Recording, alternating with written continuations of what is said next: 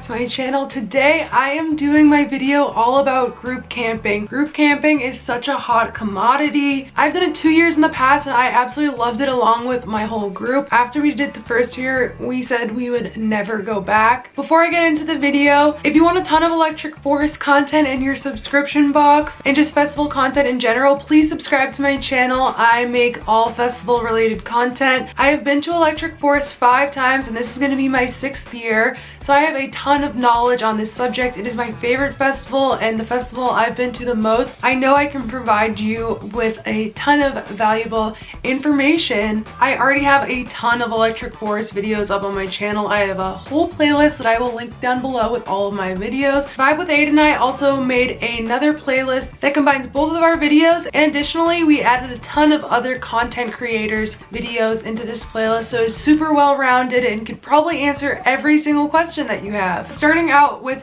the overview of group camping. I'm still not quite sure if this video will be going up as part of my Electric Forest week right before the ticket on sale or if it will be going on after, but if it's before, you do not need to buy your group camping right now. It is not on the website yet, so don't freak out when you don't see it there. Last year the tickets went on sale January 15th, and the year before I do know it was around the same time in January, so do not worry. So in 2018 it took a few months for group camping to sell out, and last year it sold out in minutes. People are definitely getting savvy to the fact that group camping is where it's at and it makes your life so much easier, so make sure you're ready during this on sale. This video will hopefully help you do that. It's crazy because when you look at the map that was released this year, group camping literally doubled in size. One of the best parts about group camping in my opinion is that you're guaranteed a spot really close to the entrance. Last year it grew in size from my first year and I definitely felt like I was walking farther. It would take me like 20 minutes to get to the RVs, and the RVs are super close to the entrance. It should be a really easy walk from group camping, but it was so big and we were kind of in a farther end of it. It does eliminate the possibility of you ending up somewhere as far as like Camp Blueberry, but honestly, some of the areas aren't that much closer. The fact that this doubled in size will give a lot more people the opportunity for group camping, and it probably won't sell out in like seconds, but there are definitely cons to it growing so much bigger. Group camping can be really fun because you have so much more space. Some people get really creative with their camps. Some people come every year and have hundreds of people in their camps. Some people only do it once and will have the bare minimum amount of people in their camps. But the ones that go all out go all out. I've seen trampolines and I've seen those dome-like jungle gyms. People get crazy and creative, and it's really fun to be in that area so you can share those amenities with the people that brought them. So as for the process for getting group camping, it is $50 a person and there's a 20-person minimum. In order to get your group going, you need to elect one person to be your group leader. This person will buy the group leader pass, and this is the same price at $50. Well, it was $50 last year. The year before is $45, so I don't know what the price will be this year, but it will definitely be in that general area. So the group leader buys the first pass and they will also name your camp. You can edit it later if you don't like it, but people get really creative and fun with their names. There are camps that have the same name every single year. Me and my friends changed ours from our first to our second year. This is something that you can get really fun with. People have really crazy names and like really inappropriate names, and it's totally fine. And it's honestly really fun to read them all once you see the whole list of all the group camp names. They're always a good laugh. The group leader will send out an invite link, and that's where you can click the link and purchase a spot in this group camp for your $50. That is the simple and standard way to fill up your group, by each person clicking the link and purchasing it separately. But last year, me and my friends knew that this was going to sell out really fast. So what we did was, to make sure that we could get a group camp spot, we all sent $50 to our group camp leader. So then the minute the tickets went on sale, she purchased the max amount she could purchase at a time. I think it was 4 tickets at a time. So she quickly entered in her credit card information, purchased 4 tickets, and then did it again and again until we hit 20. We actually had a little bit more than 20 people in our group, so she was going for like 24 or 28 or something, but it sold out so fast this year that It actually sold out between the time that she hit that 20-person minimum and her trying to get the next 4 spots. So it's really important that you are on it and you are ready to buy your tickets right on the dot. If she had sent our group chat the link and then we all had to be responsible for purchasing them ourselves, we would not have reached the 20-person minimum in time, and we wouldn't have gotten our group camp spots secured, and that would have been absolutely detrimental. You should be the group leader if you're the responsible one in the group and you know you'll be right on time for this on sale. You know you'll have enough money in your bank account for this on sale. There are pros and cons to being the group leader. One of the cons is you're reserving the placeholder for your group, but when you put your first $50 down, when you create the group, if your group doesn't reach that 20-person minimum, then you automatically forfeit your $50. So say you get 10 people into your group and then it sells out, the 9 guests in your group will all get refunded the money, but the group leader will not get refunded the money. So if you cannot trust your friends, that's a huge risk, but that is why me and my friends Venmo'd our friend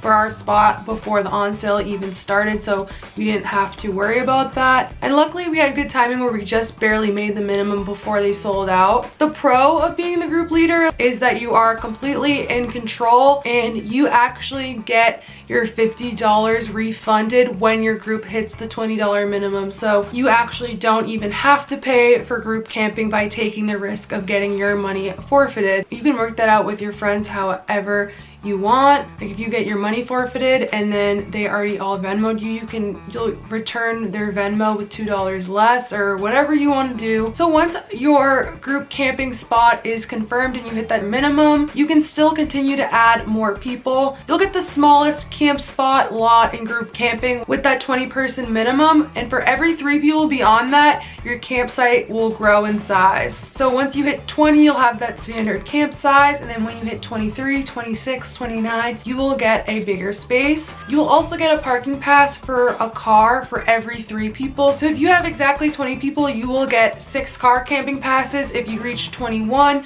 you'll get 7, so on and so forth. Another pro of being the group leader is that you get a Wednesday early arrival pass, and everyone else will have to show up on Thursday unless they purchase the add-on for the GA camping Wednesday early arrival. It is worth noting that when you do group camping, they're not super strict. You definitely have to stay within your confined area, because if not, you're going to be taking over someone else's spot that they reserved. But these spaces that they give you are very big, and we have squeezed way more people than we were supposed to. Like last year, we had more than 20 people. We only were able to get 20 spots, but they were not enforcing how many people were at our campsite.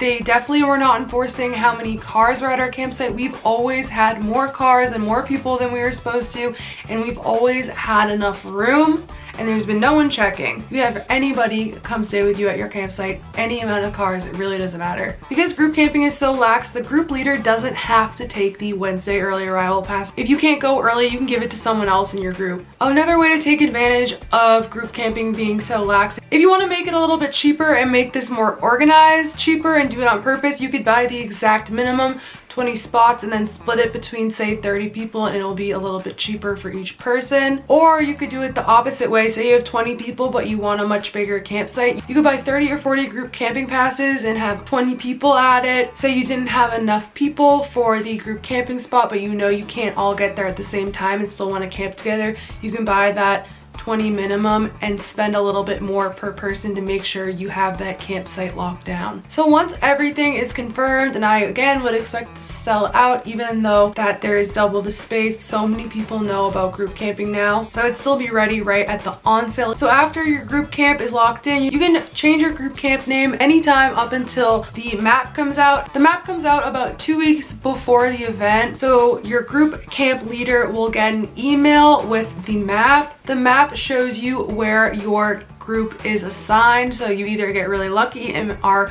right by the entrance, or you could be kind of far away. It's all up to luck. They label this like battleships, so it's like A1, E7, so it's really easy to find your spot once you get there. When you arrive to Electric Forest, you let them know that you are going to group camping when you come in, and they will bring you to the general vicinity, and then from there you can just follow the labeled numbers and letters, and that's how we always found our way back home. home at night as well. Now that the whole process of group camping is covered, I'm just going to tell you like the pros and cons and my review. I've already kind of done this throughout the video, so I'll try to keep it brief, even though I clearly can't do that. This video should be like 5 minutes and it's been 20. So the pro is that you're supposed to be close to the entrance, but the con is group camping is doubled in size, so you could actually be really far from the entrance. Another huge pro is that you don't have to worry about being close to your friends. Normally you have to meet up with your friends before you drive in, and drive in all right in a row so you can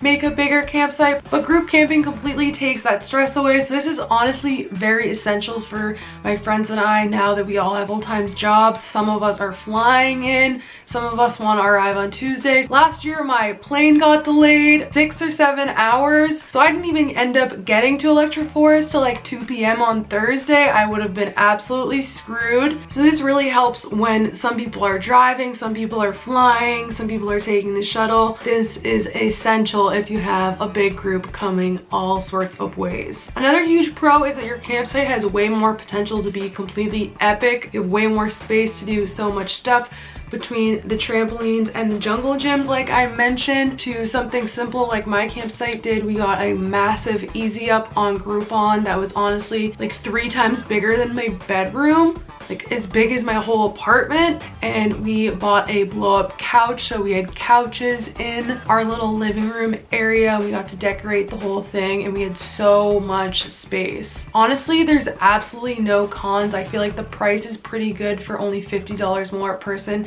to have so much less stress, to be close to your friends. I highly suggest group camping. This is a great option if you want to stay basic and stay in GA and have a ton of friends to coordinate with. Thank you so much for watching this video. Like I said, I have tons of Electric Forest videos here on my channel, so please subscribe if you want all of my tips and tricks that I've accumulated over the last 5 years.